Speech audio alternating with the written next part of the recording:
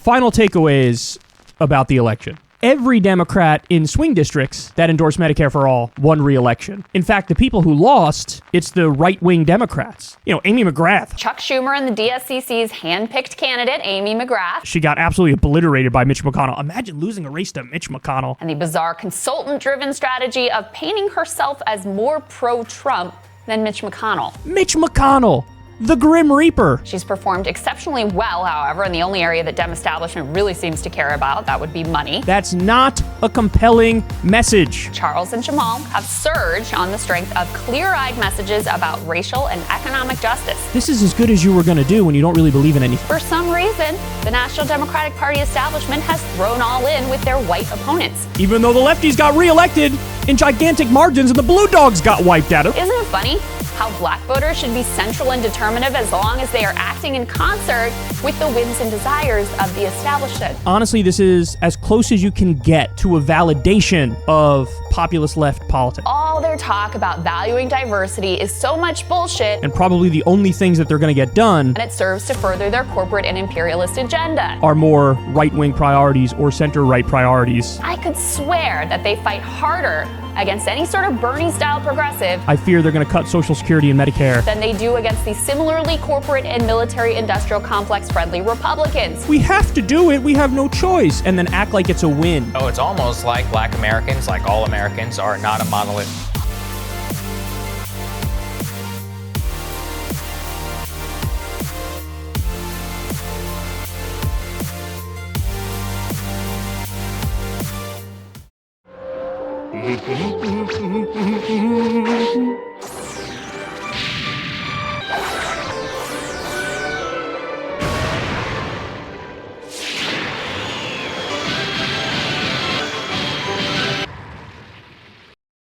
The fact of the matter is, and I know this is so dark to say, but I think it's true, I don't think it matters what Hamas does at this point, because Israel is they're going to continue with the genocide, and they're going to try to complete it. And so if they give up the hostages, or if they don't give up the hostages, the end result is effectively going to be the same. That they're going to be obliterated, they're going to be wiped off the map. Son of an emerald whore, starting again! Apparently, I can't go more than a few days without seeing something that drives me up the wall. Maybe I need to go on a social media diet. But whatever the reason, I am now aware that apparently, Matt Gaetz, on Tim Pool's show, That is so freaking weird.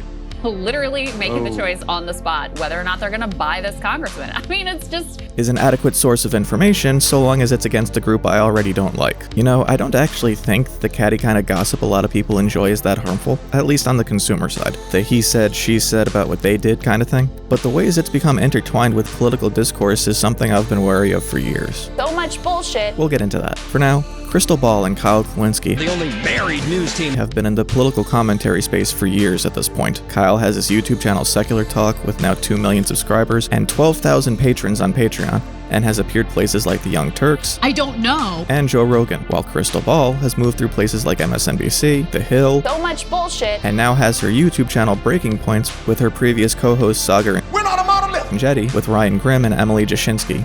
People want to hear what they have to say, So much bullshit. but maybe I'm not giving them enough credit. I don't like passing judgment just based off of individual clips that get passed around potentially out of context. So I watched a week of both their shows, and I'm going to tell you what I learned. And if you like this video and want to see more like it, you can subscribe to my Patreon. No obligation. I'm still having trouble figuring out what perks to offer there anyway. So if you have any ideas, feel free to leave them in the comments. I would genuinely appreciate it.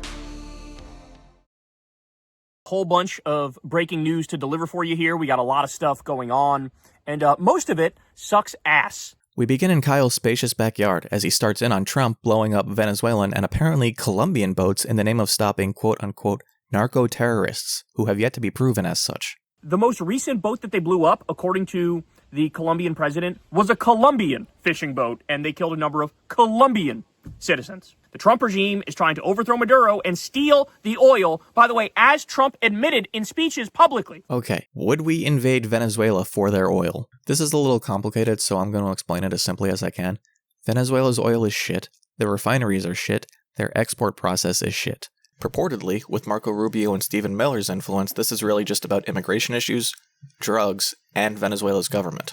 Like, at least back during the Bush era, which was fucking horrible, they had to at least try to lie to you. Then he lays into Maria Corina Machado, the opposition leader in Venezuela, because she won the Nobel Peace Prize and dedicated it to Trump. They probably knew she was going to turn around and dedicate it to him, and they gave it to her anyway. Then asked Netanyahu to regime change her country? I am so curious about the context there. Begged Benjamin Netanyahu to invade her own country to topple Maduro. She didn't beg Netanyahu to invade Venezuela. She sent a letter to him for support in passing a UN resolution to establish regime change in Venezuela because Maduro is a dictator. That letter was also in 2018. Kyle talks about Republicans denouncing the No Kings protests. We got to talk about this war on free speech, man. Speaking from the future, I'm glad those went off without a hitch, and the bloviating about the people involved being Hamas-supporting Marxists didn't turn into actual crackdowns. 4 to 6 million Americans who partook in those protests. And according to them, you're all terrorists. So I think we know who the good guys are in this scenario, and it's not the fucking feds, I'll tell you that much for sure. After that, Kyle's pissed at Democrats for voting for the military budget. First, he praises the ones that were willing to vote for cuts. So I gotta give credit to these Democrats who voted the right way. But he has a message for the rest. What the fuck is wrong with you? The guy is a fucking fascist. Almost all the Republicans and Fetterman, like all of you guys, I'm sorry, you're just evil. After that, we get to Barry Weiss taking over CBS. They want to turn it into a both sides factory, and they want to turn it into a Zionist factory. This Zionist billionaire wants to make sure, hey guys, you need to be pro-Israel, and don't be so hard on Trump. You're going to get genocide apologia. You're going to get Holocaust apologia. Don't you say that. Don't you ever say that. And remember, guys, this is at the same time that Zionists just took over TikTok as well, and they're sort of purging the pro-Palestine content over there. Kyle apparently believes that because Larry Ellison bought TikTok, some Zionist millionaire is going to scrounge together the entire GDP of Israel in order to buy YouTube from Google. YouTube is one of the last platforms standing that, hasn't been totally taken over by Zionist hacks. Some Zionist billionaire could offer Google or Alphabet an offer they can't refuse. Tell them a number they can't refuse. U.S. tourism is down substantially because Trump's a prick who pissed off Canada and the rest of the world. Canadian visits in particular fell 35% in September alone. And also he canceled a massive solar energy project. Like economic self-sabotage. Also, here's where I noticed that the reflection of his laptop in his glasses makes it look like he has googly eyes. Try to unsee that now. After that, we learned that ICE has been trying to impersonate day laborers to find illegal immigrants, and I hate that I find this 22 Jump Street ass impression of an impression so funny. Hey, Holmes. We sure are illegal, aren't we, S.A.? Oh, yeah, we are, Holmes. We're totally illegal and stuff, man. My name is Jeff. This is what they're doing. U.S. variety of fascism is just more embarrassing than anything else. Someone's never seen The Producers. I'll myself, I'll to me. Let's talk a little bit about what's going on with Israel. Oh, no. For my own purposes, I'm not going to investigate every single attack unless there's some specific circumstance or context. It's possible that some accusations, if they are included, can be effectively countered, but that's a point of clarification, not me trying to preemptively discredit the attacks themselves. The main issue I'm going to take with Kyle's Israel reporting is much stupider. Because for all intents, his primary source is Twitter. Tommy Vietor points out, Israeli government officials are talking about the Gaza ceasefire very differently than Trump. Yeah, Kyle, leader, first thing we're doing is getting our hostages back. After that, we'll see. Middle East Eye is reporting that they already broke it, and they have video of them violating the deal, breaking the deal. We also have the Times of Gaza. This was, I believe, the fact of the matter is, and I know this is so dark to say, but I think it's true, I don't think it matters what Hamas does at this point, because Israel is they're going to continue with the genocide, and they're going to try to complete it. And so if they give up the hostages or if they don't give up the hostages, the end result is effectively going to be the same. That they're going to be obliterated. They're going to be wiped off the map. The benefit of being from the future is that I can be thankful that, at least for now, he's wrong. But there's a difference between Israel being overly aggressive during the ceasefire and they are going to finish the genocide now. I hate living through history. I hate it. Witnessing a new Holocaust, a new genocide. Don't make me do a history of the Holocaust so that you can see why these two things are not at all comparable. And the U.S. is leading the way, and Israel's leading the way, and now none of us are safe. Van Jones and some other journalists are apparently doing a fellowship that Kyle claims is about pro-Israel propaganda. In a new journalism fellowship explicitly created to help Israel win its information war. He's referencing a Dropsite News article, which is, not great. There are 16 mainstream journalists who are on Israel's payroll, getting probably paid a shitload for doing Israeli propaganda. He's referring to the Karsh Fellowship, intended to mentor 10 journalists on how to cover Jewish stories. The founders cite the Al-Ali hospital bombing, when multiple outlets immediately jumped on the first estimate put out that hundreds of people were killed, when the real number was much lower, as the reason it was founded. Kyle is grossly exaggerating the extent of this, even if the founders have positioned themselves explicitly as pro-Israel and anti-Hamas.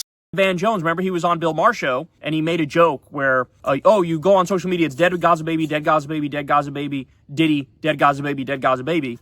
Oh, that's because of Qatar and Iran, and they're waging this information war. Total nonsense. The reason why that stuff is out there is because it's happening, and people are interested in it, and they want it to stop. Qatar and Iran are very obviously running disinfo campaigns, given that there have been multiple instances of people using footage from Syria and claiming that they're Israeli attacks. People don't like seeing babies getting blown up in their face on a daily basis. That's why it's out there. I mean, thank you for laying out in clear terms the reason that might be used in a disinfo campaign, because of the strong emotional reaction it incurs. Meanwhile, Israel's literally like buying up our media right in front of our faces. Zionist billionaires are buying like every outlet right in front of our faces and making Barry Weiss fucking emperor of news. This is veering very quickly from legitimate concern to Jews control the media. Excuse me, Zionists. Every single one of these so-called journalists should be fucking fired. All these people are whores, and Israel's got a lot of money, and they'll fill their fucking pockets. The people in the fellowship get $4,000. I couldn't find what the mentors get, but I assume it is not a lot. Then the Virginia GOP candidate for governor said it's not discrimination to fire someone for being gay. It is. I don't need a source to confirm that. Kyle's right. Look, Spanberger's not the greatest Democrat. I have issues with her, but any Democrat with a fucking pulse is better than these Republicans. Trump reversed a Biden administration regulation to ban a forever chemical. When we had fewer regulations back in the day, there was a river, famously in the U.S., that caught fire, and it burned. Pete Hegseth got Botox. That's a fun one. They think he's literally manic, like he might be bipolar, and he's going through a manic phase. Trump tried to ban flag burning, and someone from Tennessee got arrested for posting Charlie Kirk memes. This is how, and by the way, this shows the lack of resistance too, right, from the Democrats, that he feels like I could just go out there and say, quote, "We took the freedom of speech away," and, think, I'll be fine. The Democrats won't react. I won't be clobbered over the head. I hope Democrats are cutting ads with him saying this right now. Shouldn't you have to know at least a little bit to be fucking president of the United States? Well, apparently not. I mean, that's preferable, but ultimately the standards are set by the electorate. I'm fucking pissing into the wind here, doing my job. Meanwhile, there's this whole right-wing apparatus, and they seem to drive whatever story, whatever narrative they want to drive home, they seem to be able to drive that home. Now I'm wondering, what did Kyle think about Taylor Lorenz's article about Chorus? Welcome, Taylor Lorenz. Thanks for joining us. There's this Democratic Creator Incubator program called Chorus, which is a nonprofit that I helped found to build up a creator ecosystem, which everybody says they want, but few are doing. And it's funded by this liberal dark money group called the 1630 Fund. So according to your reporting, there are restrictive clauses in the contract. They have to funnel all bookings with lawmakers and political leaders through Chorus. That's not true. I set up all my own interviews. You can go ask the lawmakers yourself. You can't support or oppose politicians without Chorus's approval. Hello, I am a leftist that is known for being very critical of the Democratic Party, and I'm a member of a training program called Chorus. And by the way, the program works. In just 2 months, our cohort has added a combined 6 million followers. That's not including me. Lorenz says that the 1630 Fund is, quote, a powerful liberal dark money group. 1630 Fund is our fiscal sponsor. One of the largest documented donors to 1630 Fund is the same person funding Meteor's Reporters in Residence program, which Taylor Lorenz herself is a part of. From there we get to the roundtable Trump held about Antifa being terrorists. Oh, I think Antifa's bad. Oh, I think Antifa's the worst. Oh, Antifa molested my grandma. Then he goes on to Trump saying he would only cut Democrat programs during the government shutdown that I really hope is over by the time this video goes up. Kyle does a good job going over this. We'll be making cuts that will be permanent, and we're only going to cut Democrat programs. Just so you know, that's not a thing. There is no thing that's like a Democrat program or a Republican program. If Trump gets his way, and if the Republicans get their way, healthcare premiums are going to skyrocket, but they know they can't win on the merits, so they just lie. And ain't that the main thesis of the Republican Party? And now we're up to the $20 billion Argentina bailout. I took one look at Javier Milei the first time I saw him, and I said, that guy's a fucking idiot. Come on, Kyle. What about this guy screams untrustworthy to you? Now we get to Epstein didn't kill himself. Joy. Who would have been able to order that the FBI should sort of move on from this quickly and brush it under the rug? Fun fact, Nixon didn't get in trouble for Watergate itself. He got in trouble for the cover-up.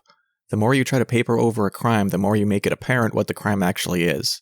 You can take what I'm saying with a grain of salt, but the reason you should be comfortable settling on the idea that Epstein really did kill himself is that the main evidence of the cover-up is a bunch of incredibly vague information that does not actually connect any dots beyond confirmation bias. We figure these things out because of the way people attempt to direct attention elsewhere. The fact that nothing of this kind has happened with Epstein should tell you something about the circumstances, which is that they didn't need to be manipulated.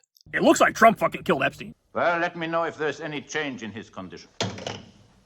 He's dead. And by the way, Trump ordered, hey, take my name out of it everywhere you find it. See? Cover-up is much more obvious. And lastly, Kyle has something to say to Asmongold for his comments about ICE using live ammunition on protesters. Hey, listen, Asmongold, I hope you're watching this. I need you to do me a favor and shut the fuck up from now until forever. Now, let's see what Crystal's up to. How you doing? Israel. Oh, for fuck's sake. I am so tempted to just skip every section on Israel this time because it's all the same points I keep going over. But the way Israel is covered keeps bleeding into every other story. Criticize Trump for being a corrupt fascist, but he's better than Biden for getting a ceasefire. But the ceasefire isn't real because Trump is paid off by Zionist billionaires to let Israel get away with genocide. Democrats aren't opposing Trump enough because they're paid by AIPAC. Trump wants to invade Venezuela, and the opposition leader asked Netanyahu for support in the UN. It wasn't like this 2 years ago, right? I'm not crazy that there wasn't a murder board of connections to Israel for every goddamn thing that happens. How did we get here? I think in the last 24 hours, at least 17 Palestinians were killed, but they also are finding That's more not really and more. my understanding of a ceasefire. Well, that is the understanding that the Israeli government usually brings to a ceasefire. Same as it ever was. There's been a siege on. Yet, when Israelis have seen previous captives released, they've said, how dare you? How could you treat the hostages this way? Palestinians look around at they're like, this is what we look like too. Like, what are you talking about? You don't need to downplay one to elevate the other. Israel is still striking targets in Lebanon, and the Gaza ceasefire is incredibly tenuous, and Israel did restrict aid into Gaza for several months. But the outrage about the hostages hasn't just been about starvation, and that outrage doesn't become unjustified because of apparent hypocrisy, especially when the conditions of the hostages had been an issue prior to the aid restrictions. If the United States actually exerts itself, that's how those wars end. An American president calls up and says, that's it. I'm yanking the leash. A list of every major Israeli conflict and whether the United States put an end to it. To get the hostages back and then go in and saying that they're doing it because they need to disarm Hamas, which again, a lot of their weapons are unexploded ordnance. I don't quite see how they physically, literally can disarm. If those are the weapons we're talking about. This is a misrepresentation of Hamas's weaponry at best, that's basically intended to evoke the extent of Gazan destruction as the enormity of the task of disarming. After that, they talk about the Israeli ambassador to America, talking about going back into Gaza after the hostages are returned. I've got no problem with them calling him a right-wing nutjob, but That guy that we were just listening to, the Israeli ambassador to the U.S., seemed to have American accent. He is indeed from Scranton, Pennsylvania. While that is true, I am wary of the way they just pointed that out. One prejudice you hear against Israelis a lot is that they aren't actually from the region and they should go back to their own country. Now we learn that Israel reused 3D imagery to gin up models of Hamas tunnels and infrastructure. Of course, everyone remembers the famous 3D rendering of the Al-Shifa hospital. If you remember that, you're weird. Maybe I'm an idiot, but I don't see why that in itself is a problem. The idea that they would both make bespoke models for each location and that they would broadcast the specific layout seems like it'd be an intelligence breach. But Crystal is making it out to be that this proves they were total fabrications. They just pulled that and repurposed it to be like, no, actually, the Hamas lair is under the hospital now. Some of the locations were known for months, if not years prior to the war, to be used by Hamas. Even for us, people who have been very skeptical, to say the least, of Israeli government claims and, very attuned to the amount of Hasbara and the amount of, money that's spent to pay influencers and all of that's been revealed. I'm not saying that every attack was therefore correct and ethical and moral. It's just that from my standpoint, this in itself doesn't bring the legitimacy of these targets into dispute. And we're back to Venezuela and Maria Corina Machado winning the Nobel Prize. Ryan also misrepresents how she asked Netanyahu for help with Maduro. She has even asked Benjamin Netanyahu to please come liberate Venezuela. I can't prove it, but Ryan seems very upset that Emily decided to point out the most likely reason Machado won the Nobel Prize. Imagine one of the reasons she got this is because there's a pretty decent case that she actually won. Yes, it does. It does appear like Maduro rigged that election. So maybe but But they also did. They were able to track because of the system. Actually, yeah. Then we're on to ICE raids. It genuinely is like a mass terror campaign to scare people into either leaving or to chill dissent. I mean, that is correct. I hate these people so much. Agreed. Then the Republican who bought Dominion voting. So that's a little ominous. Got to look into that more to find out what that means. And that's day one. You know, it wasn't great, but it was still better than I expected, actually. Let me just say, it's not that I'm calling him a Nazi. It's that he has said he has admiration for Adolf Hitler. Every now and then, Nick Fuentes will come out there and he'll say something that seems true on, for example, the issue of the genocide in Gaza. There is such a thing as being right for the wrong reason. The Likud regime in Israel has captured our government. They're responsible for the censorship. They're responsible for the war in Iraq.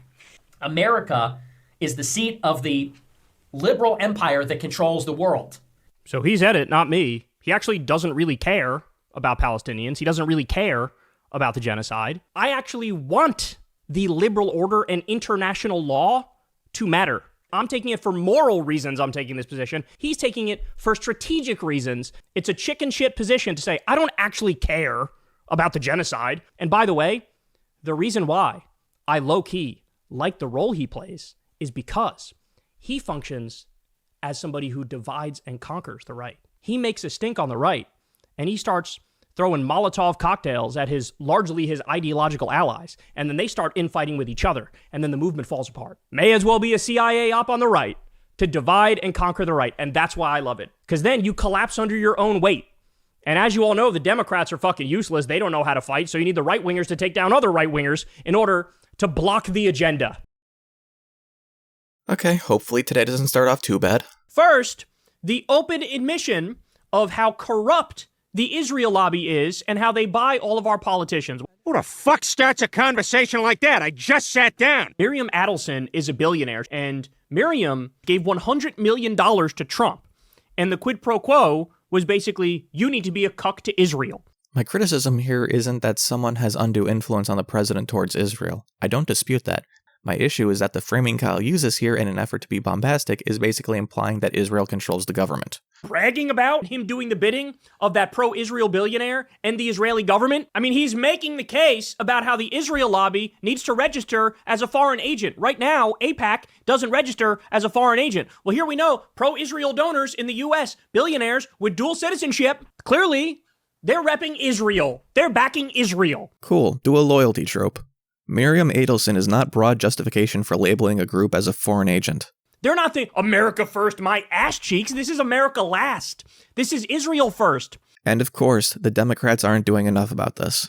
You know, it sure would be nice to have an opposition party in this country that could call this out and slam him for it. No, instead what'll happen is the Democrats will keep quiet and try to suck up to the same Israeli billionaires, hoping that they'll pick them. How are you going to out-corrupt Donald Trump? The Likud regime in Israel has captured our government. Trump was protested while giving a speech in the Knesset. Now, I gotta be honest, I don't know what this protest was. It's very possible it could be the Ben Gvir or Smotrich types, the super far right. Okay, feel like you should know. It was the Israeli left. They explicitly called him out for aiding the genocide in Gaza. If it hasn't hit you yet, it's at this point it should hit you that both Israel and the U.S. are going to go down in history like Nazi Germany. Until such a time that the United States becomes fully and permanently incapable of providing the world with humanitarian and diplomatic aid, as well as safe pathways for trade, I don't think that's true.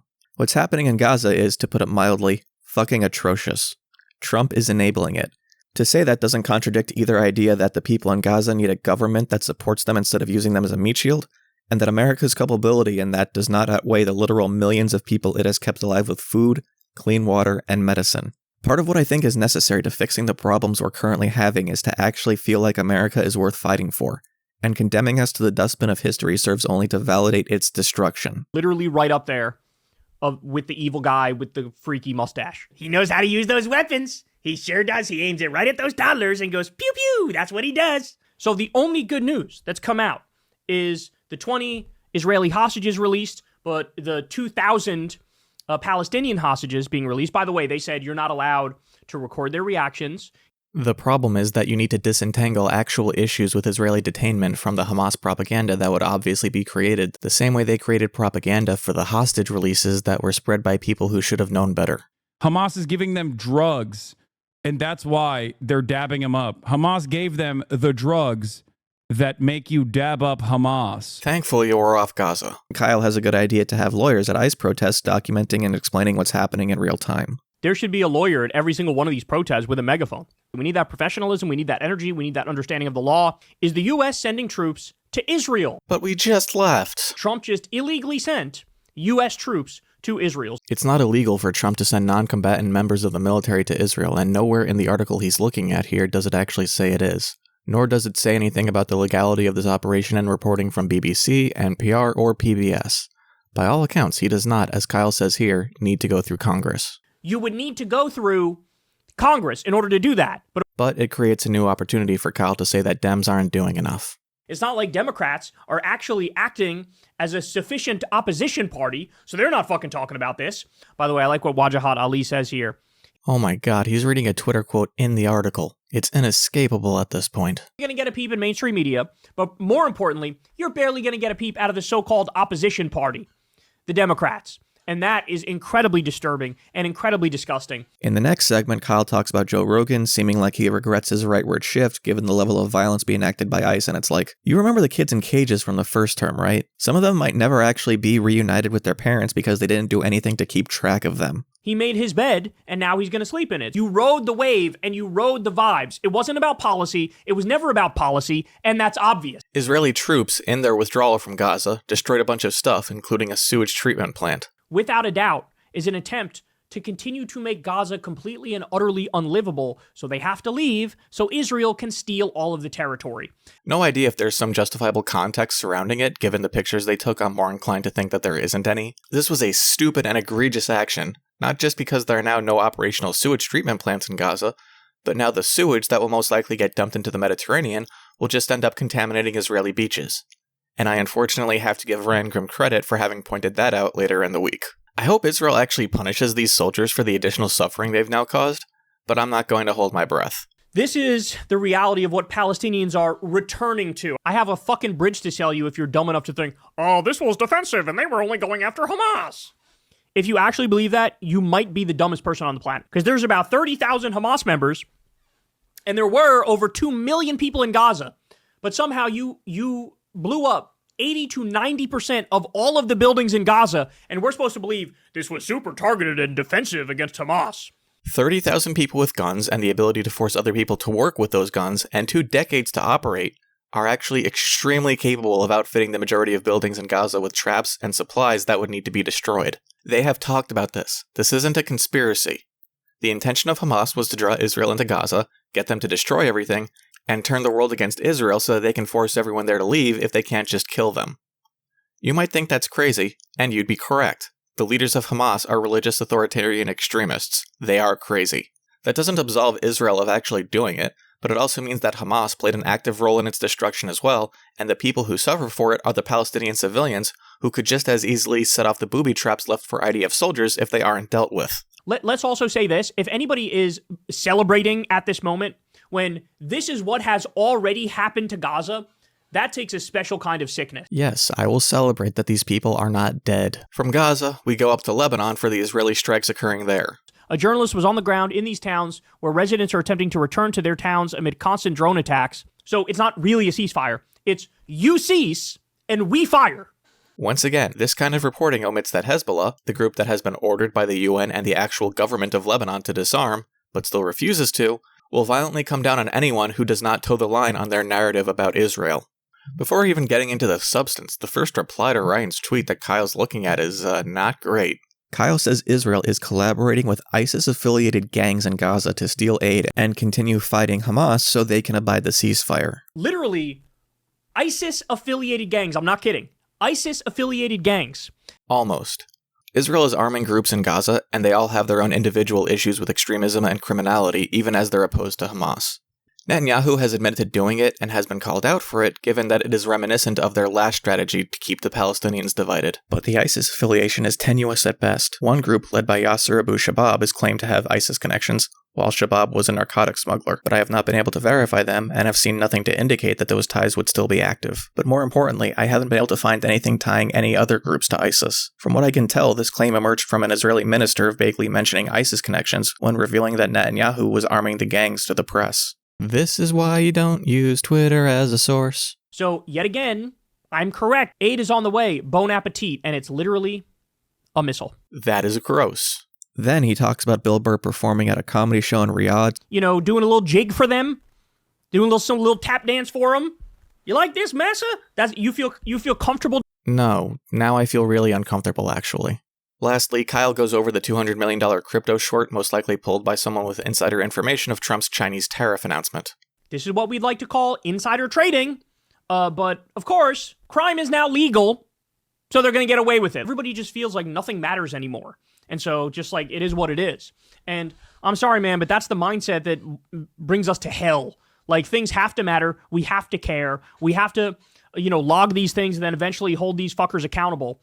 Day 2, Kyle, in the bag.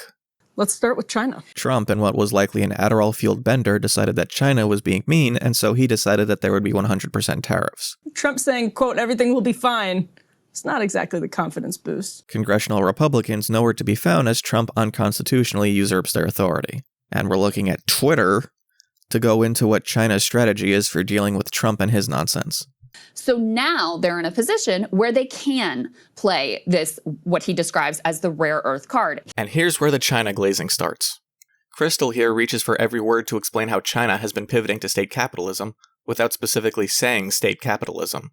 The promise and the peril of a more planned economy. Yeah. Because the Chinese are executing this extremely well. The amount, when you look at the number of people who've been lifted out of poverty over the past number of decades, overwhelmingly, that is because of growth in China. Like the number of their rapid economic growth and the number of their own people that they've been able to lift out of poverty is truly like one of the great economic miracles in history. They rejected the path that we, pushed on like the former Soviet Union of like this neoliberal shock doctrine.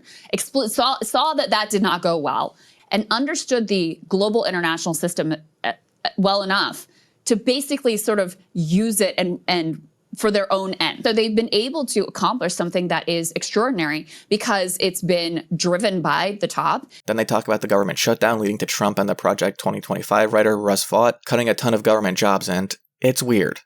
They do say the Democrats have a better position in this fight since the base is behind it and they have effective leverage, but they can't help going in on them anyway. From the perspective of like average normie Democrat, it's starting to look dire for how Chuck Schumer and Hakeem Jeffries. I mean, if I were average normie Democrat, I would have zero confidence in either Chuck Schumer or Hakeem Jeffries at this point at all, both on the politics and on the substance. They certainly feel pressured from their base. Like, y'all got to stand up. You got to do something. And then they look so dumb when they're trying to stand up. Like, I agree. Yeah, they're not great at it. Just, trust the Republican Party, let those subsidies lapse, pay double in your monthly premiums. Everything's great. Like, that is an insane argument to make. Yeah. On the other hand, for Republicans to come to the table with Democrats on healthcare subsidies for non-citizens is also, like, Republicans are not going to do that. It's a good thing Democrats haven't supported that then. For years already, Medicaid has been obligated to cover any life-threatening emergency that people come to a hospital with, regardless of their legal status.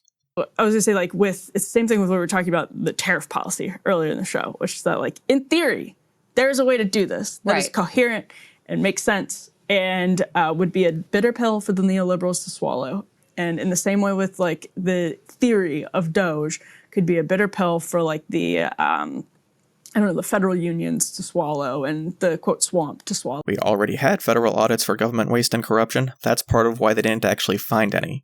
Oh, but I should have mentioned, Chuck Schumer had another just completely idiotic tweet where he said, like, riff Russell vote. It's like, this is Dem leadership right now. It is so pathetic. Do not judge your representatives by their ability to get Twitter dunks. Marjorie Taylor Greene appeared on a podcast, and because she wasn't a total loony bird, I guess that means we should take her seriously now? Even if some of MAGA's kind of, quote, drain the swamp policies are ideologically defensible or coherent from a populist perspective, the execution of them it's process versus direction. And when the process is annoying Marjorie Taylor Greene... It's not annoying her. She doesn't care. She is and will always be a QAnon conspiracy theorist who harassed school shooting survivors. She says this very clearly. She's like, she has not wavered one bit on these policy ends. It's the means that she's questioning. And people suddenly saying, oh, Marjorie Taylor Greene has changed. Again, if you think that, you should go back to her original run for the House in Georgia and look at how similar exactly what she's saying is over and over again. Healthcare is a part of her origin story. It's funny that this conversation actually goes into the way podcasts offer casual insight into people as a way to ingratiate yourself, and both of them actually still seem to be ingratiated. I think if you watch all of her interviews recently, she's literally just speaking her mind and not letting any of those talking points get in. You know, the fact that she wasn't a career politician. Yes. And was just like a MAGA Facebook mom sharing weird conspiracies. Like, she's kind of legit in that way, in a way that a lot of other MAGA politicians aren't. Can't defend your stance? How did you get over 30 appointments with senators? How'd you do that? How did you get major press coverage on this issue? And how did you get kids? Why do you use kids? Why kids? I like, if it sounds like we're glazing Marjorie Taylor Greene right now, it's actually just like she's a very interesting case study. It is worth saying, though, that her position on Israel in particular, which is an area where I would say she has definitely changed, and, you know, very possible that AIPAC funds some candidate against her to the tune of millions of dollars. Marjorie Taylor Greene ran unopposed in her last primary and won the election by almost 30 points. In what world does AIPAC, of all things, shift a single voter in that district? Crystal rightly points out that anyone who looks at what ICE is currently doing and decides they want to join in is probably a psychopath. Like, think of the type of people who would watch this sort of thing, or know that you're like zip tying children and you're like, yes, that's the job for me. They will just lie, like brazenly, blatantly lie, even with the Venezuela like drug boats. There was this video going viral of an ICE agent saying to a US citizen, turn around or you're getting the dog. Turn around or you're getting the dog. But your job as an informed citizen, and certainly our job as journalists, is to be skeptical of government claims and to not just accept them at face value, which is also a lesson that most of the news media needs to take. It is worth saying, though, that her position on Israel in particular, which is an area where I would say she has definitely changed. They're taking advantage of you know, well-intentioned people who trust them. Yeah. I could go harder at this one, but I'm just going to say no.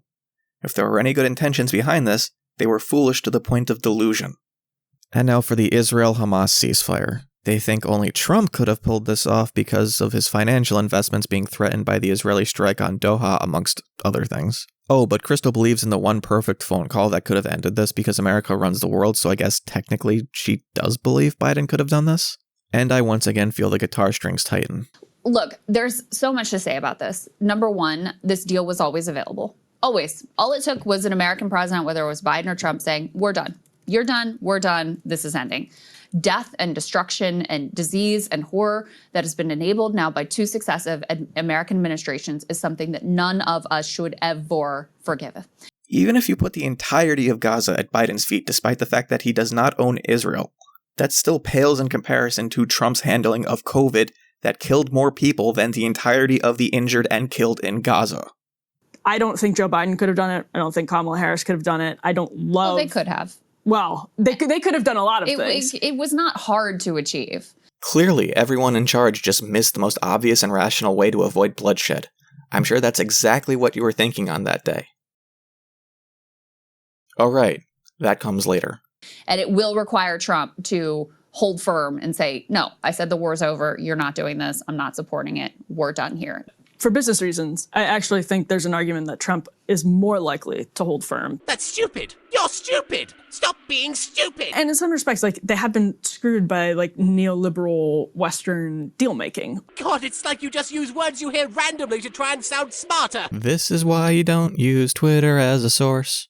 And lastly, Peter Thiel thinks Greta Thunberg and anybody who opposes AI is the Antichrist. Don't think we really need to marinate on that one. Very convenient that he sees any sort of infringements on technological development as helping to usher in the Antichrist. Agreed. Friends of the show, Dave Smith and Omar Badr, went on Piers Morgan's show, and they debated this Israeli propagandist. This is a lesson right here from Dave Smith. He is going to absolutely disarm this Zionist propagandist and run circles around her. I swear to God, all of the Zionist propagandists, it's like you pull the drawstring on the back of the puppet, and it says like the same three things over and over.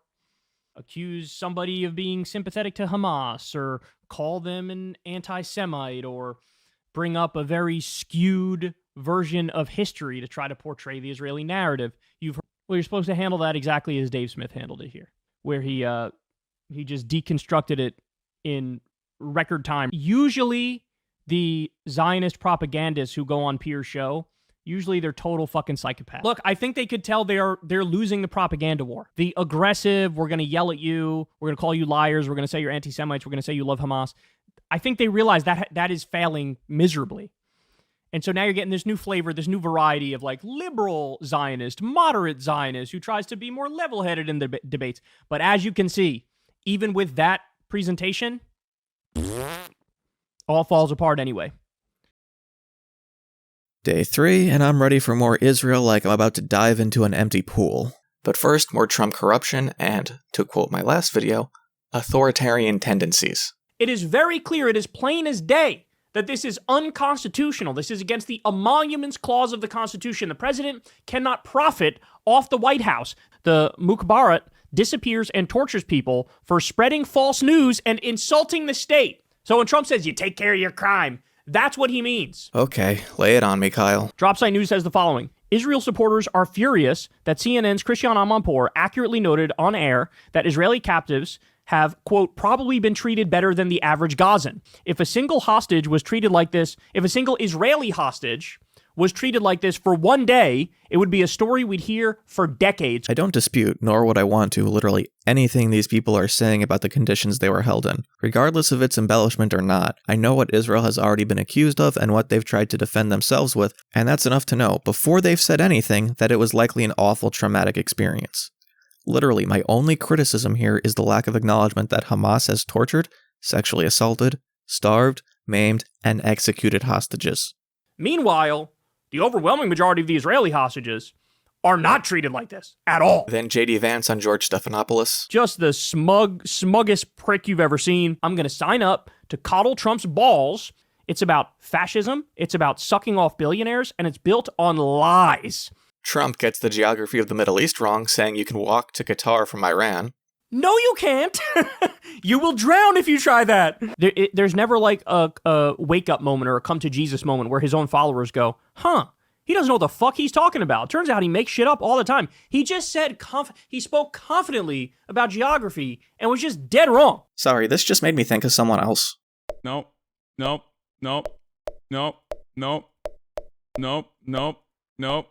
Got it. More government shutdown layoffs. The CDC is over. RFK Jr. lays off over 1,000 employees in Friday night massacre. I'm telling you, man, the next pandemic, we are so fucking cooked. It's going to take a Herculean effort just to get us back to where we were before the damage of the Trump regime, which is saying a lot because it's not like things were great. It's not like things were perfect. I'm glad he said this because I'm worried that once Democrats regain control of Congress and the presidency, he'll go back to wondering why they don't do more. But until then, this is good. In the next segment, he talks about the Argentina bailout some more, but I want to zero in on something he says about the U.S. When were we most prosperous? Well, it was during the FDR era, during the New Deal. You know, when you had government spending on the public, when you had a robust social safety net and shovel-ready jobs for people, when the government dug us out of the Great Depression, that's when we were at our best. That's when our middle class was thriving, for example. That is not true, actually. Maybe it's the common belief in the success of the New Deal getting exaggerated over time, but that was not when we were the most prosperous as a nation. And if it was because of an economy supercharged by wartime industrialization, and nearly the entire rest of the world's absence from trade due to that wartime. Here's Kyle's take on the Peter Thiel nonsense. With no regulation whatsoever, how can we tell what the fuck is real anymore? Steve Bannon shit-talked Congress. Democrats, do you understand what they're saying here? They're saying, y'all a bunch of bitches. They're saying, you're useless. They're saying they could fucking steamroll your ass and get away with it day after day after day. That's what they're saying. Are you going to do something about it, or are you just going to sit there and bleed? I'll give Chuck Schumer credit on this, the government shutdown portion, which half credit, because I think they should have asked for more. I think they should have asked for withdrawing ICE and the U.S. military from invading American cities, right? More Democrats in the media aren't doing enough to talk about this issue that he is directly pulling from the media. We need an opposition party. We need an opposition party. We need an opposition media. We need people to cover everything he's actually doing. I'm like one of the only people fucking on top of this shit. And I'm just an asshole with a loud mouth on YouTube. Jesus Christ. So I guess that means you want to be part of a chorus? Time for day 3 of Crystal and our first appearance of Sagar. An omen? But it starts off alright to the extent that they get it factually correct that Israel got more hostages out through diplomatic means rather than with military intervention. They were gotten out through 3 successive ceasefire diplomatic negotiations. And then it all goes to hell. It actually was that simple the entire time. That's right. And I think that is so validating. We were told under this previous administration, we can't just tell Israel what to do. And it's like, oh no, you can. With Russia, with Ukraine, with Israel, with every other proxy conflict, it actually is as simple as the president of the United States calling somebody up and saying, you're done here. Your indolence is inefficacious. That means you're terrible! Yeah, you said you wanted to destroy Hamas. Yes, Hamas gave up power, but part of the deal is that Hamas gets amnesty, they get to give up their weapons, and they get to become a legitimate political party. No, it's not. You can look up the ceasefire terms. The only way you can accomplish anything approximating that is through diplomatic negotiations, through giving people in Gaza a better alternative to Hamas. I'm not going to say that Israel didn't cause a lot of its own problems in Gaza, but it is not that simple. The same way you couldn't just bribe the South to not be racist to avoid the Civil War. The system is entrenched beyond just what the individual people could dig out. That's not to say that everyone is Hamas or even that a majority are. You can't tell someone's political affiliation just by looking at them. So I assume the best until proven otherwise. My point is that this is tied up in religious, economic, and political motivations so tightly that there is no one weird trick. To provide a better alternative to Hamas, you need an alternative that wouldn't get taken advantage of or just destroyed by Hamas.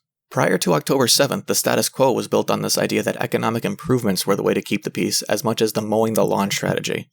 Hamas literally and figuratively blew that up instead of just working from there. Unless you think Israel, as a society, is completely incapable of making peace, in which case, that's a different issue. Something approximating this deal has been available the entire time. No. The Biden administration refused to engage in real diplomatic negotiations with Hamas. You have to give Trump credit.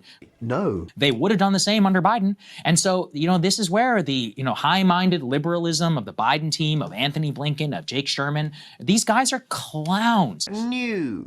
You can want a diplomatic solution, but so long as the main contentions of this conflict are the mere presence of your people in certain areas, it's not going to be as easy as what you're saying. Would that it were so simple.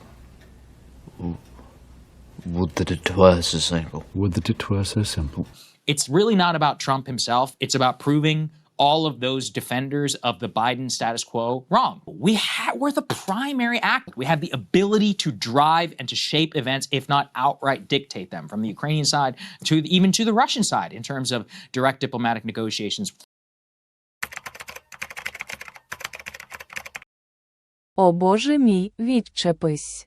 Hilariously, the next segment is about how Trump is bribed by Israel. Yeah. I mean, there's really, honestly, no analysis needed for this clip. It's very self-explanatory. He said it. Trump is out here bragging about how his foreign policy was for sale. And this is the lady who bought it, at least with regard to Israel.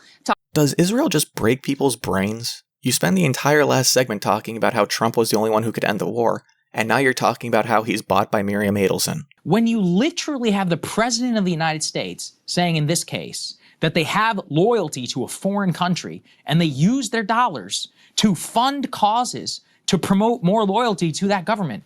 What world are we living in where that doesn't have to qualify for foreign agent registration? Or we need to change the law, honestly. And what exactly is this First Amendment, Mr. President? Right to free speech.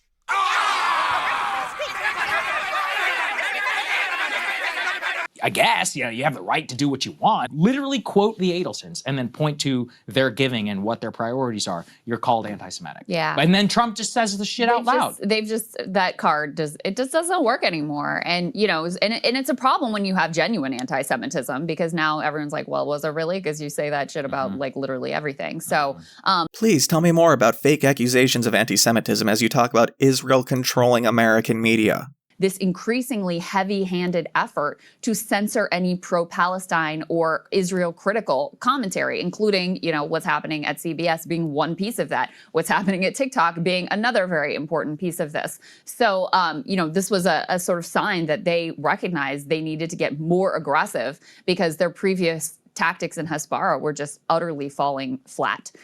Barry Weiss sucks. Larry Ellison sucks. If they're censoring people, that also sucks.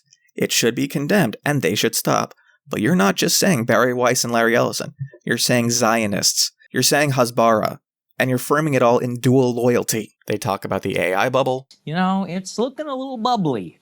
And again, calling something out specifically for how it is trying to manipulate your perspective, and then just saying, yeah, but it changes my perspective. Now, I've seen a lot of criticism about, you're glazing. Listen, we can acknowledge all of their problems. Authoritarian government, bureaucracy, a lot of it is for show in some cases, like the bridge, for example. There was some criticism of people who covered the bridge. They're like, you're buying into Chinese propaganda. I'm like, well, even if it is a bridge to nowhere, it's still a remarkable engineering accomplishment. This doesn't act as a qualifier. It is saying you can ignore qualifiers. At a graph of life expectancy. Southeastern United States is life expectancy 20 years lower than the rest of the country. Wow, who is doing anything about that? Is anybody doing anything about that? Right, no. Okay. I know before even looking it up that Joe Biden had done something about this. Let's see. Yep, here it is. Now let's see what Trump did. Yep, he killed that. At the very least, the CCP pretends to give a shit about your problems. Sometimes they're actually really good at it. You want to run that by me one more time? Sagar has an interesting perspective on how Putin took power in Russia. How do you think Putin came to power? People are like, he's so authoritarian. He just came out of nowhere and he tricked the Russians. I'm like, he tricked them? Their empire was, torn apart by the West. Then the West created NATO and started marching it forward. Did I miss something in the beginning? Because I do not remember it being this stupid. Then Ghislaine Maxwell. She's gotten special treatment. Why? Like, what the hell is going on here? And now it's time for the fun one. Failed presidential candidate Kamala Harris has been on her book tour. Oh, fish. Failed congressional candidate Crystal Ball has some criticism for Hillary and Kamala. But there's this mythology that as soon as Trump came into office, people stopped caring about Palestine. The protests were not as heightened as they were, while she and Biden were in office. I think, number one, because there was a sense like these are people that we may be able to actually influence. We're It's part always of their the same theoretical arguments. It's coalition. always the same arguments. Number two, It's always the same arguments. It's always the same arguments. It's always the same arguments. This fiction and this lie and this insinuation that low-key people, if you were pro-Palestine, you actually wanted Donald Trump to win, and then you're happy with the mass deportations, which she name checks here. You survived 4 years of Trump. You could survive again. There are dead people who would be alive in places besides Gaza, including the United States, if Kamala Harris was president. She's blaming them rather than taking any responsibility for the active choices she herself made. It is almost mostly Joe Biden's fault. Let's start with that. He is the chief villain. As Daryl Cooper said, the chief villain of the 2024 election. Did he just reference Daryl Cooper? A little hyperbolic, maybe. But I told him, maybe trying to provoke him a little bit, that I thought Churchill was the chief villain of the Second World War. And in a way, maybe one of her great errors was immediately accepting the nomination and not at least trying to make it seem as if people could jump in and that there would be some process. Because, if we think back to it, do you want to be handed something or do you want to earn it? Just say affirmative action. This is taking forever. If that was your number one issue, you kind of made the right call. To be honest, I'm not sure we get this ceasefire under a Kamala administration. That isn't smug. It's smug. Go protest Trump. It's like, first of all, anyone who's like rabidly pro-Palestine is not pro-Trump at this point. It doesn't exist. So it's like, maybe I'm racist. Maybe we disagree on issues of race, but I'm against murder. I'm against genocide. And like you said, is that not the actual moral paradigm is like, there is such a deep psychological helplessness to these people. Yeah. Like nothing's ever in their control. Totally. Nothing's ever in their power. And the upside of that is if nothing's ever in your control or in your power, then nothing's ever your fault.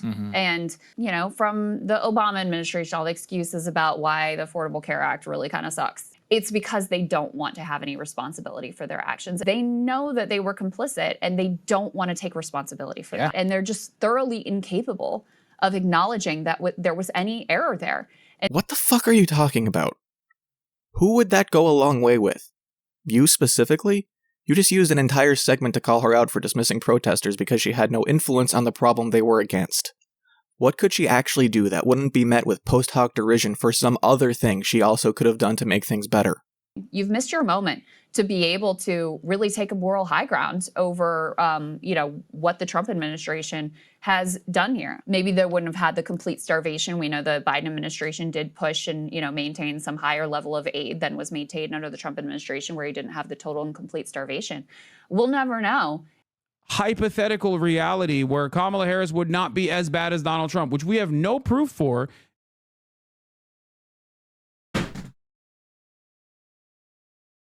And you never took the time. You, Kamala Harris, never came out and said, I object to this thing that the Trump administration is doing on Gaza. Here's what if I was president, here's what I would have done differently. You never did that. Why would she have to? You just gave definitive evidence of the difference between Trump and Biden's approach to Israel. If she said she would do things differently from Trump, all you would need to say is that she would have done the same as Biden, and then you'd equivocate Biden to Trump. But I guess we'll never know, right? We'll never know if those dead people would still be alive. It just wasn't worth the risk. This isn't taking a moral or principled stand. This is gloating. And now they have words for Barack Obama. Not live in a world where I have this motherfucker lecturing at me with his chin up again about how fine things are and about the better angels of our nature, while shit just continues to get worse every single year. Shit has actually gotten better in spite of all the problems you're talking about over the last 25 years. This thing that he's always been accused of, which has always been true, of sort of like standing aloof that's what and he does. observing society from afar. Unintentionally hilarious that they say this while literally surrounded by screens observing society from afar. He is literally the everything that went wrong. He was elected on a class anti-war message, and he turned it to become the culture war president. That's who he was. That's ultimately his only real legacy is like DACA, the Affordable Care Act. Oh, fantastic. And the woke era. It began under him.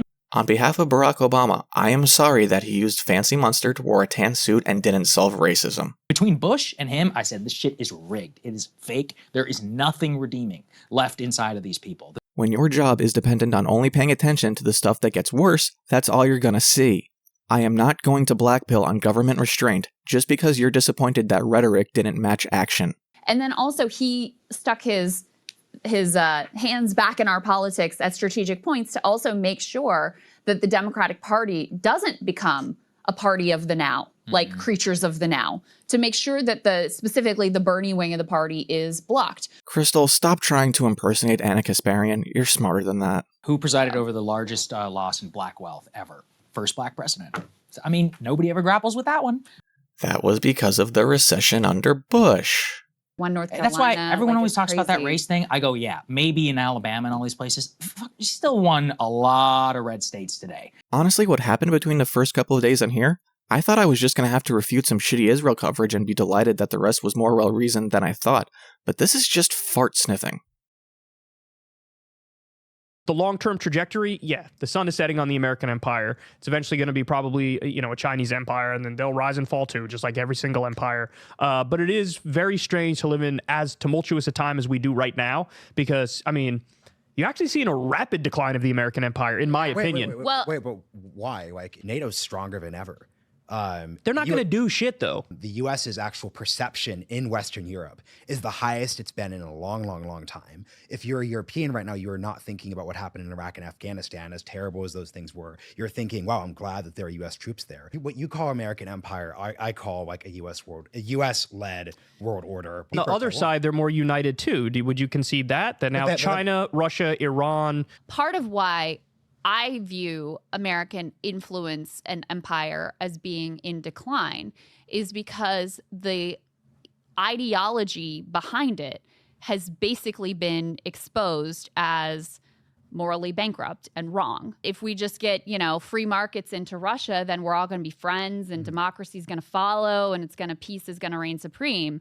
Well, that was a fucking fantasy. American neoliberal, shock doctrine and we're going to have democracy around the world and we're going to install it. All of that has been thoroughly dismantled as an ideology. So that's why I think the American influence and empires in decline. And even just Trump and Biden getting elected, these people they're like symbols of a decaying society. Yes. To have any situation where Donald Trump wins the presidential election and then Joe Biden, who's half dead, wins the presidential election as a backlash from Trump, that's not a healthy society. That's a society that's in severe decline.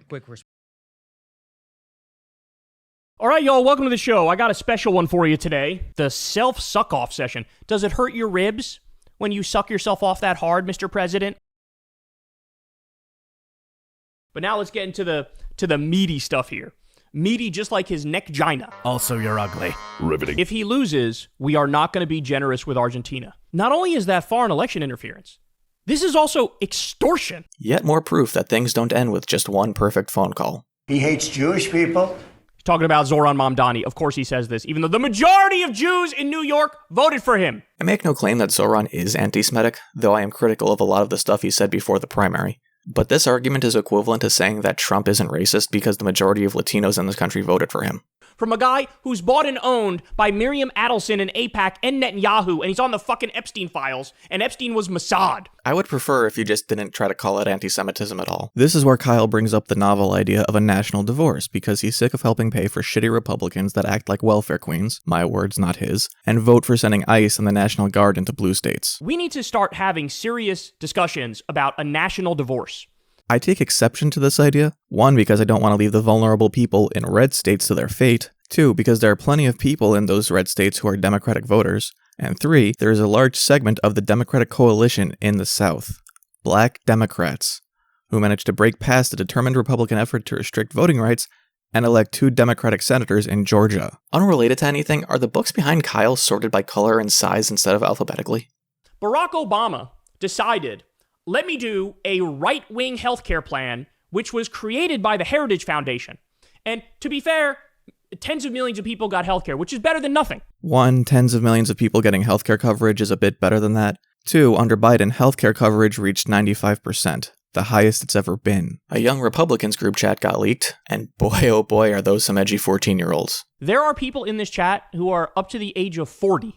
Sorry, 40-year-olds. Oops, I said I want to shove them in gas chambers. My bad. Own it, stop running away from it like a little bitch. Pretty much what I think, except... No disrespect to trans people whatsoever. I thought this was a trans man. I think that should have stayed an inside thought. Once again, back to Israel. They're slow releasing the dead hostages. How dare they? Now let's limit the food. They already knew it would take a long time because they killed those hostages and those hostages are still under the rubble. Again, could be the case. I see no reason to think it's unlikely, but this isn't based on probability. It's based off the assumption of intent by Israel to kill people in Gaza as a higher priority over hostage rescue. Because the ceasefire is fake, they wanted to complete the genocide, and every other prior he wants to confirm with his audience. Exactly like I said would happen. Imagine Hamas killed 5 Israelis in Israel since the ceasefire.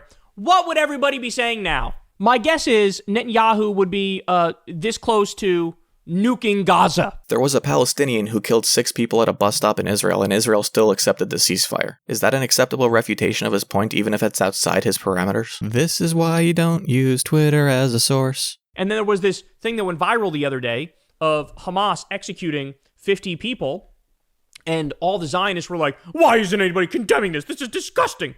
Those were the ISIS gangs that attacked them first. This is Jacoby in human form. Do you see? Yes.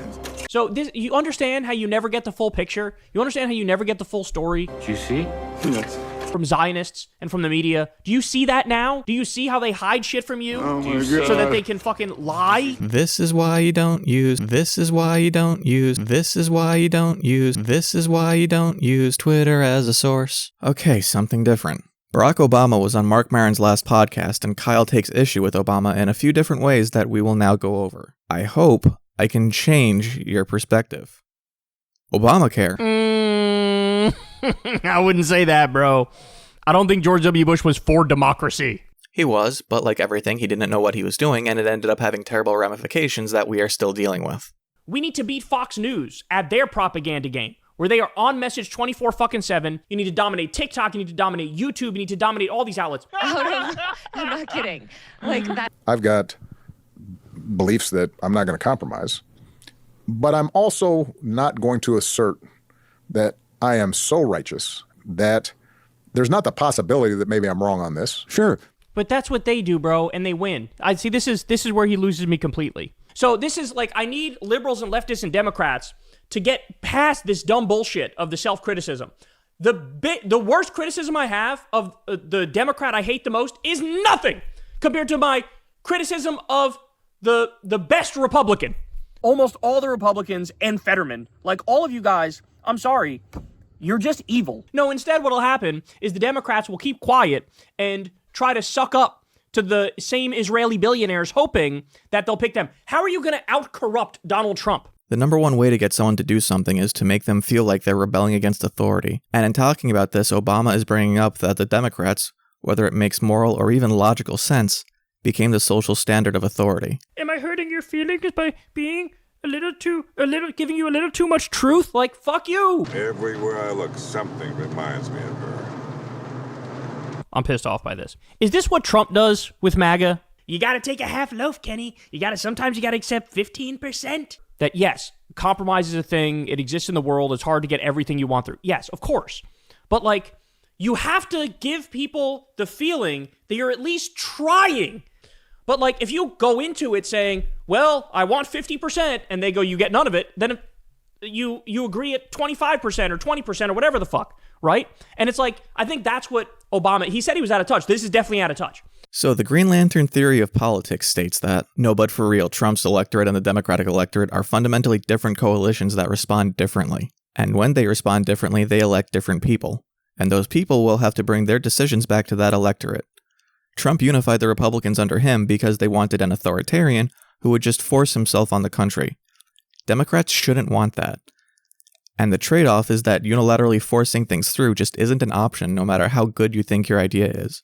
Because Trump thinks tariffs are a good idea, and we see how that's working out. The people who would try to unilaterally force things through are the people who would inherently have bad ideas. I don't want anybody to misunderstand what I'm saying. I would still take Obama over any Republican literally 10 out of 10 times. The Democrats are eons better than the Republicans, and I hate fucking false equivalence bullshit.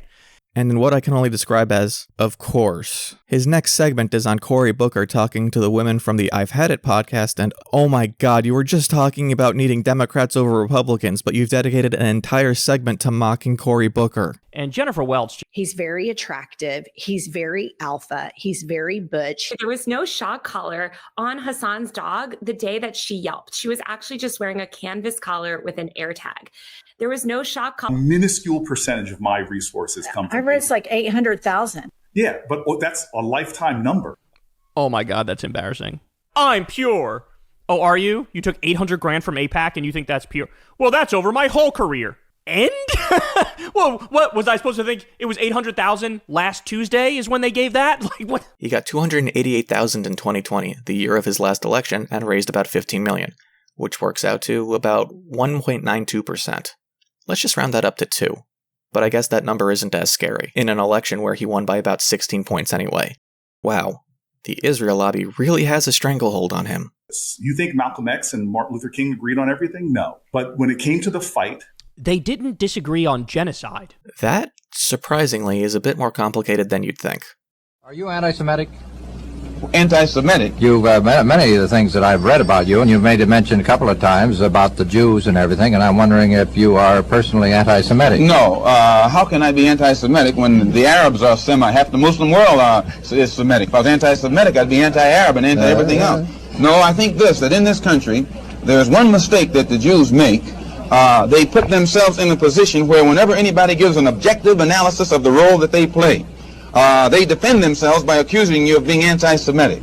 And a Negro is not anti-Semitic when he says that the man who's exploiting him in his community is white, because it is a white man who owns all the stores. Now, is it an accident that these whites who own these stores are Jewish? If it's an accident, then the fact that he says the Jew on the corner is exploiting me isn't an anti-Semitic statement. It's just more descriptive of the man who's exploiting him. Oh my God. Look at this diet MAGA bullshit. Any Democrat not voting no on everything is a fucking problem. The worst criticism I have of the Democrat I hate the most is nothing compared to my criticism of the best Republican. This is the point I'm making right here. You have just implicitly conveyed that the Democrats are the bad guys. At the same time, you're saying that they're still better than Republicans. And that muddies the message of what the priority is and how to actually fix things. And I think there's been a lot of capitulation, Neville Chamberlain type appeasement from Democratic leadership. And you're one of them that's kind of been disappointing to me because we've... He's like, oh shit, body blow. Oh my God, you hit me with a haymaker in the jaw. I'm bleeding. First of all, I would say very pointedly that one of the things I dislike about the Democratic Party is that we do a circular firing squad all the time. Oh my God, are you fucking kidding me? If you want to not have a circular firing squad, don't have any beliefs that would make people want to create a circular firing squad. Like, you need to represent your constituents. And if you do that, there won't be a circular firing squad. Trump keeps blowing up Venezuelan boats. Zero evidence that they're narco terrorists. What does that even mean? What's a narco terrorist? I'm going to go blow up a club, but for the love of cocaine? It's when drug cartels do terrorism. Like when Pablo Escobar blew up a plane. Just because Trump is co-opting the term as an excuse doesn't make it fake. The world needs to start holding us accountable. I'm talking about sanctions and embargo, people not trading with us anymore. I mean, Trump's already given everybody the middle finger by doing his fucking stupid trade war. After this, Kyle talks more about Trump being a piece of shit. It's fine. Let's just go to Crystal. Bro show, people live for the pound. Come on. Please don't be stupid. Please don't be stupid. Please don't be stupid. You know, Hamas, it does appear like Hamas killed 6 hostages. It was 5 or 6 hostages in the tunnel, prevent them from being captured in this like horrifying situation.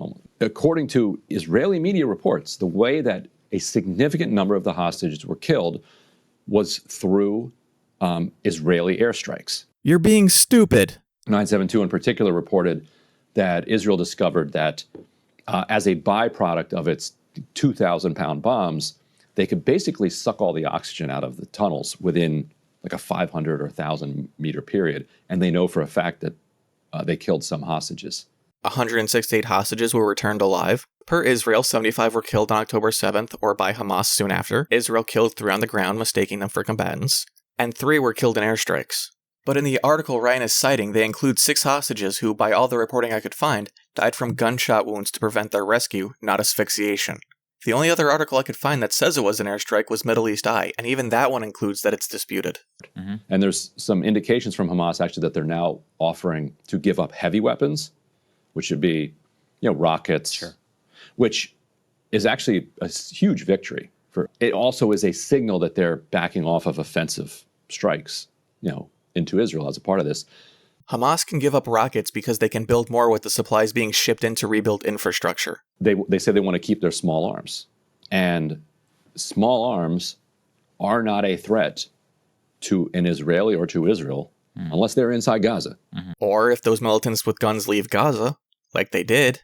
They did that a couple years ago. They said, we recognize the kind of sovereign monopoly on violence that a government has. You give us a government, we're done. We're a national liberation movement. Right. The nation's liberated. We're finished. Here's the weapons. Yeah, that's why Hezbollah disarmed after Israel left Lebanon, right? After that, they talk about data centers for AI jacking up people's electricity bills.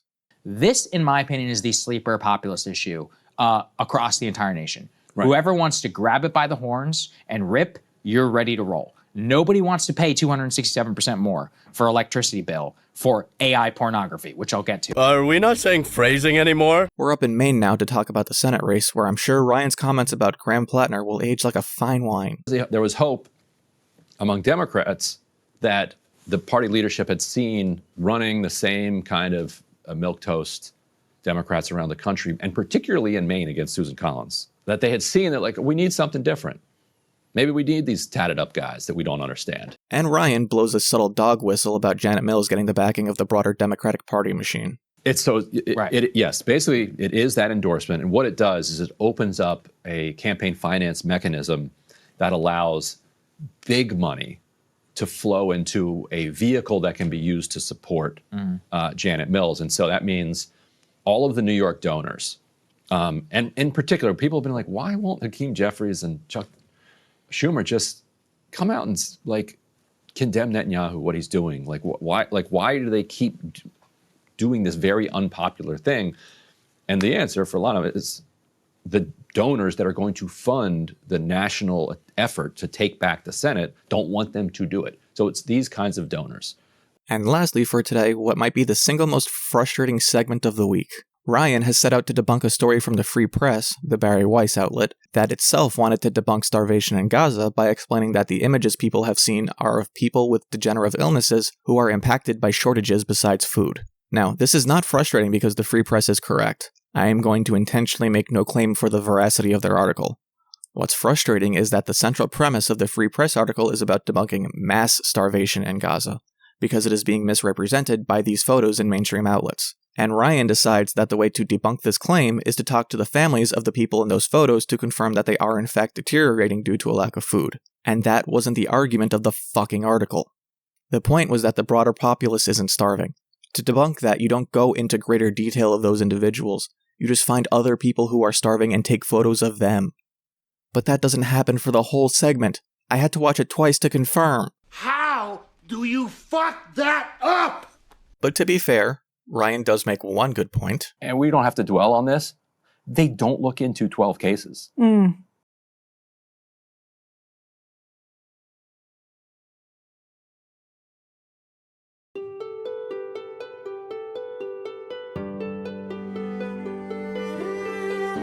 Joining us now is Emily Kopp. She's a reporter at U.S. Right to Know. She's done some of the best work that there is on the lab leak hypothesis on that investigation. She's joining us now for our latest report. Thank you so much for joining us, Emily. Great to be here. When Florida Democrats heard that, they played the victim. It was shocked and chagrined, like, how dare you compare us to Iran? They're rank authoritarians. Oh, really? Well, what did you just do here? There's no other way to describe it. It is authoritarian. I think it was probably scary, but they are making this all about themselves, and that's the problem here. And you know the other thing I keep thinking about? When things are really crazy, you don't have to tell a damn person. 9/11. You didn't have to be there on 9/11 to be like, oh my God. We also have to acknowledge that 1/6 was the last time that any of these people got decent ratings. It was like, if I'm convinced you're going to do like 2 or 3 of the things that I value highly, then I would vote for you. Because I know it's basically down to just the Democrat and the Republican. Oh, he's just mentally ill. Well, again, I reiterate.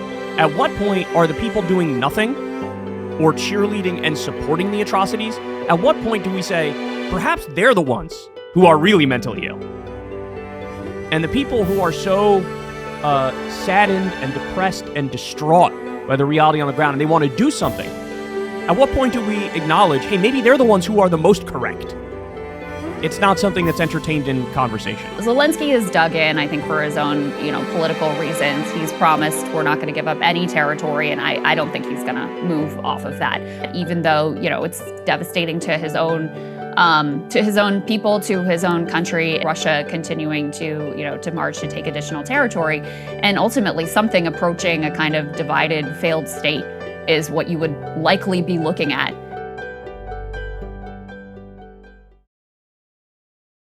He always lies big and bold, but the lies are getting more and more unhinged as time is going by. Day 5 starts with more Trump dumbassery, this time with his claims that trillions of dollars are being invested in the United States. How would anybody know? If Trump goes full dementia, how would anybody know? Sorry, Stinky's playing with her toy. I don't know if you could hear it. But how would anybody know? Because Trump bailed out Argentina, they decided to undercut the US on soybean exports to China, screwing American farmers. Which is just the perfect representation of Trump's leadership. Because of Trump's trade war, China abandoned the US and went to Argentina to get soybeans. And Trump is going to bail out Argentina! Kyle calls Trump's deployment of the National Guard to blue states a soft civil war. That is what we're currently witnessing. It's a soft civil war. Only one side is fighting. I wouldn't refer to it that way myself, but I don't really have an issue with it, nor do I have a real issue with the strategy of mocking Republicans in power over their stupidity. When we mocked them ruthlessly and relentlessly. It stung. It stung, and then they acted. What does that tell you? It tells you every single strategy that's geared towards mocking them is probably one we should exhaust. We are experiencing a slow escalation of Trump's fascist encroachment on US liberal democracy, and they are incredibly stupid. Facebook took down pages dedicated to finding out the identity of masked ICE officers. If you are a law enforcement official, we have a right to know who you are. So to say you're doxing them is total bullshit. And so here you have Mark Zuckercuck. Now Trump is telling him to censor. He's like, yes, daddy, whatever you say. Should we do another press conference together where I coddle your balls? Israel wasn't even in the title of this clip. That's a very soft way of saying these were ISIS gangs that were... And now the gangs are more than affiliated. They're just outright ISIS. You don't need to like Israel. I don't want you to like Israel. I want you to have your own opinion and understanding and care about the shit that you think is important. This shit is important. It's people's fucking lives. So just take it seriously enough to verify that what you're saying is accurate. Is that too much to ask that people don't get their news from Twitter? If there's one thing you take away from this show, for the love of God, please make it. What's actually happening matters and needs to be the main thing you talk about. Like the actual facts of what they're doing on the ground matters. At least Crystal can't get any worse. John Mearsheimer weighing in on whether or not the ceasefire is going to hold. I had to say it. This is why you don't use Mearsheimer as a source. The Palestinians were bent on taking many of their captured Israelis back to Gaza. And the Hannibal Doctrine calls for killing those people before they get there. So some Israelis were killed as a result of the Hannibal Doctrine. We always look to him for his Trenton analysis. Oh yeah, he's got very insightful views into what's going on. That's why when he's not telling Tucker Carlson, he's telling Piers Morgan. That if President Trump gets rough with Prime Minister Netanyahu, Netanyahu will turn to the lobby and the lobby will force Trump to back off. But you know, Netanyahu will be relentless. They will never stop. The Israel lobby will never stop. They will keep pushing. They will keep looking for vulnerabilities. They will keep trying to do everything they can to go back to the killing, to go back to the death. And so it will take a lot of focus and a lot of determination from this president to avoid that outcome. After that, Crystal Ball and Sagar get in their daily dem bash on Gavin Newsom and Cory Booker for their responses to questions about AIPAC. If you're just listening to that, it's extraordinary. Yeah. But if you watch it, it's even more because he's like wiggling and squirming in a seat like a little kid. Keeps just repeating the word interesting, which Sagar, I think his initial, I think when he said it's interesting, his first instinct was to insinuate this is low-key anti-Semitic that you're asking me. He is such a donor creation. This has become a very mainstream concern with AIPAC as a catch-all for the incredible influence of Israel on our politics. Maybe if you want to call out fake anti-Semitism, don't refer to AIPAC as a good dog whistle. With Gavin, so much of his political career and his success owes not just, look, he does have political skill and talent, there's no denying that, but also his ability to raise vast amounts of money from, in particular, the California big Democratic donor class. That's primarily Silicon Valley. It's also Hollywood. Even putting AIPAC aside, there are many people in both of those donor worlds who are very interested in, who are committed Zionists. Part of the problem for these, slimy career politicians is, one of Tucker's best moments was when he called out Ted Cruz for insinuating he was an anti. Yeah. I am so sick of all of these, little passive-aggressive ways of insinuating someone's an anti-Semite. Fucking come out and say it. You know what? If you think it's anti-Semitic that she cares about Israel, just fucking say it. Don't be such a weasel, such a worm. I'm so sick of that shit. This is the only time I'm going to insinuate something in this video. Sagar maintains a working relationship with Tucker Carlson.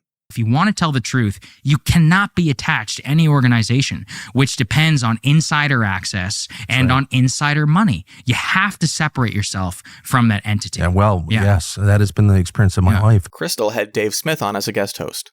Zelensky is dug in, I think, for his own, political reasons. Both Tucker and Dave have spoken with Nick Fuentes in a positive manner. The more that I dug into the subject, the more I found out there's a lot of these neocon Jewish types behind the Iraq war. I really did appreciate your episode after Charlie Kirk. Thank you for that. Nick is this disingenuous. He's the leading neo-Nazi. It's okay, so the leading neo-Nazi is calling for peace? If you go against Israel they make you pay a heavy price. You know, AIPAC is coming in with the berserkers, the ADL's coming in, like, you're going to pay. The reason I was like, I don't think I'll do another podcast with Nick was never because I didn't like you. I always liked you when we talked. I always thought the conversations were really interesting, as this one is. People like to say that if 9 people are sitting at a table and a Nazi sits down with them, that's 10 Nazis. Maybe you don't believe in guilt by association, and that's fine. But what do you think Kyle would call them? Look, Corey is a discount Obama from the day he came to office. It's cringe. He's been cringe from day one. He's obviously controlled by the big money guys in New Jersey. Left liberals, you guys, you deserve everything that's coming to you. You deserve your Tea Party moment. We actually don't, because if you've seen the last 15 years of the Republicans, you know that a Tea Party moment is horrifically destructive to a party's ideological coherence and ability to effectively govern. And more importantly, I'm not going to listen to a guy who worked for fucking Tucker fucking Carlson fucking on what the Democrats should be doing. Fuck. I mean, that's where his bread is buttered. Like, he represents New Jersey. Mm-hmm. He gets all his money from a bunch of, like, you know, finance guys, Wall Street, those types. There are a number of those donors who are also very interested in this issue, and, you know, and he wants the AIPAC money, whatever. And so that's who he is. So I think If you want to say Jews, just say Jews. Don't be a weasel. Don't be a worm. And these people are purely cynical. They don't care about anything. Sagar and Crystal get into a debate about illegal immigrants, and it's exactly what you expect. And while I'm on Crystal's side in this, I do find some of what she says deeply ironic given her positions on other subjects. But Sagar, what I get frustrated with is it's every time, it's not it's always trying to deflect blame from the Trump administration onto something that some liberal did that you didn't like whenever or wherever. And it's like, at a certain point, can we just say, you know what, this is really unacceptable, and I don't care what came before. Yeah. One of those guys, though, he talked about white trash people. One of the people who posted that. Okay. And I go, you know what, man? Fuck you. Why are you in our country and you're insulting our own citizens? That's where I guess liberals just don't have that in them. It's like, you come here and you're going to insult the people who live here? Go fuck yourself. Get the fuck out of here. Blue states. It is an all-out war on the opposition. That's what it is. And in a way that is truly different. And yes, some Democrat might have said something or the other. We have never seen in our lifetimes the complete weaponization of government against not just political elites, but against the entire constituency of the opposition party. And that is what they're doing and what they have plans to expand. Free at last. Let's recall the way we responded to 9/11, which was horrific, and which we would have been better if we did nothing. So when you have a real shock to the system like this, it can go in a lot of ugly directions, which will reverberate for years and years to come. Even in this past year, there have been a lot of warning signs because there has been real escalating violence.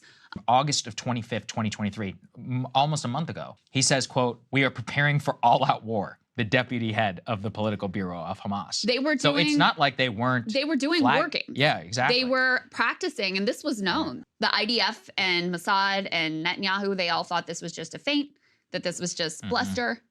It's so hard to put into words how tragic this situation is. It's very bad. The horror on the Israeli side and the horror on the Palestinian side, and what they're, this complete siege now and attacks on marketplace and mosques and apartment buildings, et cetera, which are also murdering innocent civilians.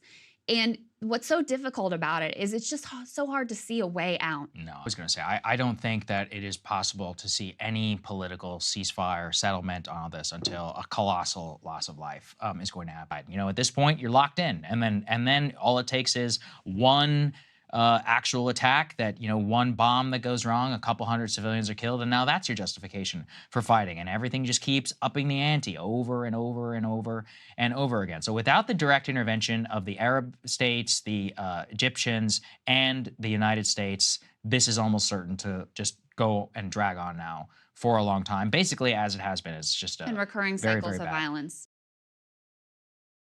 I have a question for you. Who are the Democrats? Are they elected officials? Are they voters? Are they a unified ideology? I think that for some people, like Patrick Bateman, the Democratic Party might exist as a collaboration of different officials with different ideas representing different people. But when referred to as a collective, they simply aren't there. Obama didn't just land in the presidency and decide he wasn't going to push hard enough for something better than the individual mandate. He had to find the balance between his electorate, his party, the entirety of Congress, and what was actually needed to make improvements. But before that, he needed to get elected, because without that crucial and obvious step, you don't even get better than nothing. You just get nothing. As the urgency gets higher with every passing election, the risk of failure leads to an obligation for greater compromise. It's not just about telling people on the far left that they need to abandon their ideas. It's that their ideas will see the most harm done to them. See everything that's happened the last year. Getting elected is not just telling people you want to help them and expecting a rational response. Stop it! You can't be stupid enough to believe that Charles is just gonna give you free grog and good times, can you? No one, not you or me or anyone, is objectively rational. This man would not be president a second time if people were rational. Worries about electability aren't built out of a factual understanding. They're built out of vibes. Vibes that are determined by a general consensus that is created by the media we consume that sets the tone based on presumed understanding. I don't think that it is possible to see any political ceasefire or settlement on this until a colossal loss of life is going to happen. All it took was an American president, whether it was Biden or Trump, saying, we're done. You're done. We're done. This is ending. When Kyle says the Democrats aren't doing anything, that isn't him giving his perspective. That's him stating an agreed upon fact between him and his audience that reinforces the premise that voting is not an effective means of curtailing this administration. Just saying you prefer Democrats to Republicans doesn't override that because you're not challenging the worldview and you're not expecting different results. When Crystal says Trump was the only person who could have gotten the ceasefire, she is validating the necessity of corrupt business dealings for the sake of effective political negotiation.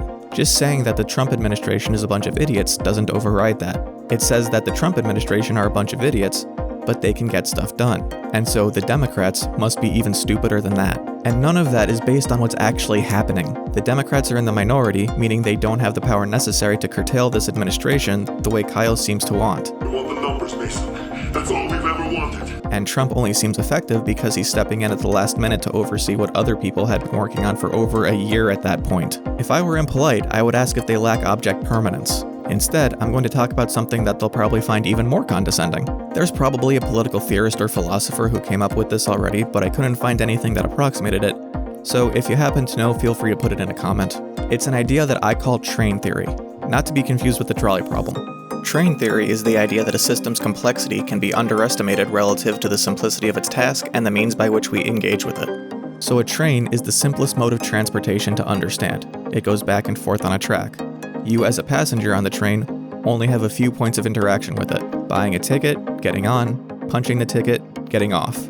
This is by design. With every additional layer, there's another chance of getting confused, lost, or overburdened. But because of this, you miss how every component of the station, the ticket process, the scheduling, the navigation across tracks to arrive at the destination, are all distinct, intricate systems of their own.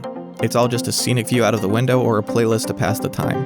It's the same way we view politicians. We don't actually get a lot of them beyond what they present to us, and that's by design. Our touch points are orchestrated to provide minimal confusion. But tonight I say we must move forward, not backward, upward, not forward, and always twirling, twirling, twirling towards freedom. The result is that this simplified presentation becomes reality to the people looking at it. Television is reality, and reality is less than television. And when that's the reality you understand upon entering a career communicating the news, that becomes the lens you see it through. Plate bigger, food tinier, chef. Yes, chef. It should look like 2 grains of rice served on a door. That's why the message we hear on repeat is do something. It is the most vague, overly simplified conception of what our politicians should be doing.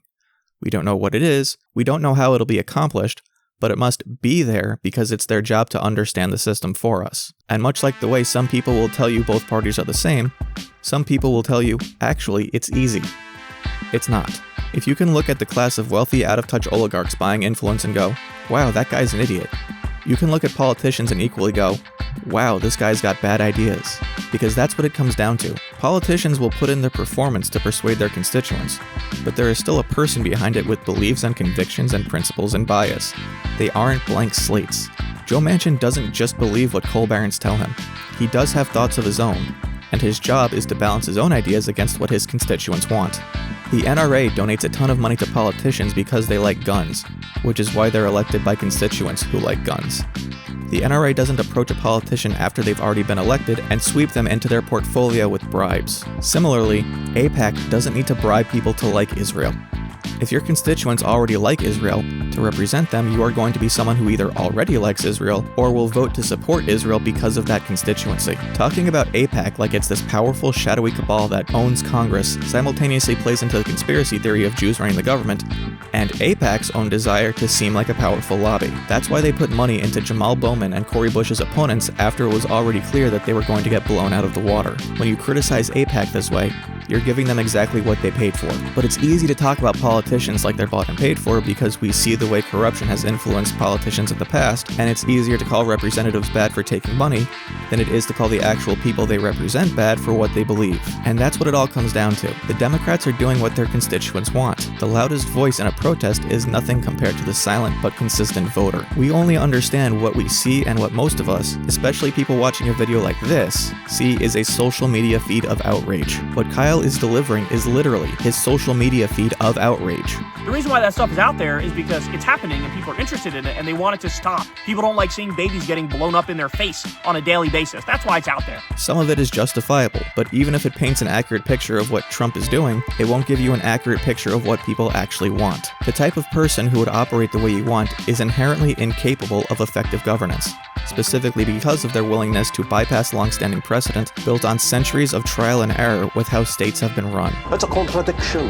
It's solid yet juicy, like a liquid. It's move fast and break things, except it's the FDA and CDC. Ironically, the world Kyle and Crystal want isn't one where the Democrats actually put in the work to get their preferred agenda passed.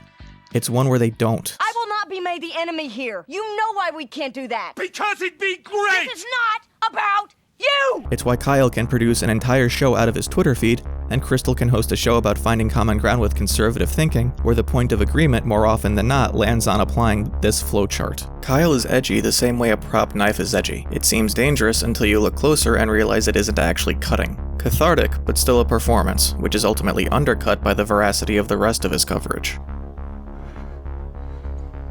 Shit. He never steps outside the bounds of what his audience could potentially disagree with, creating the exact kind of bias in his reporting he claims not to have due to a lack of sponsors. But without sponsors, he is even more dependent on retaining his audience. He's like a dog barking from behind the safety of a fence.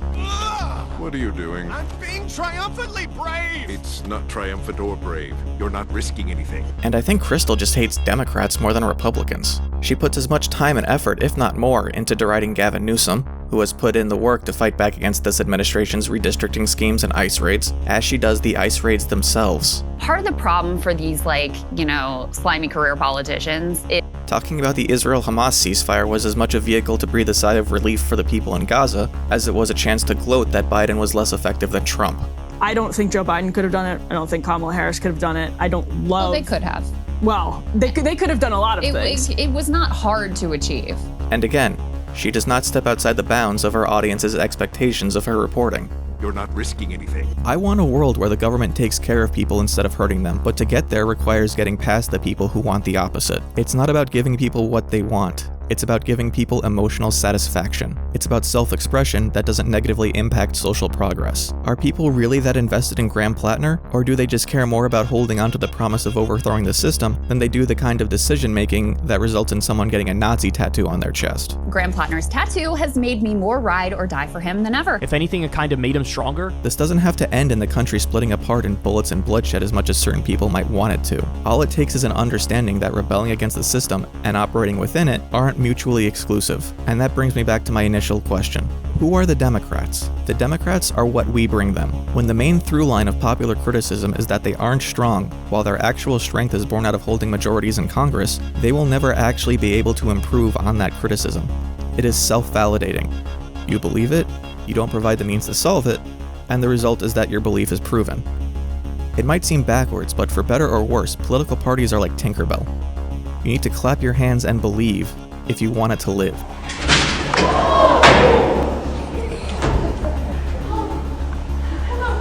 Being voted out of office isn't just a risk that needs to be calculated for that individual representative.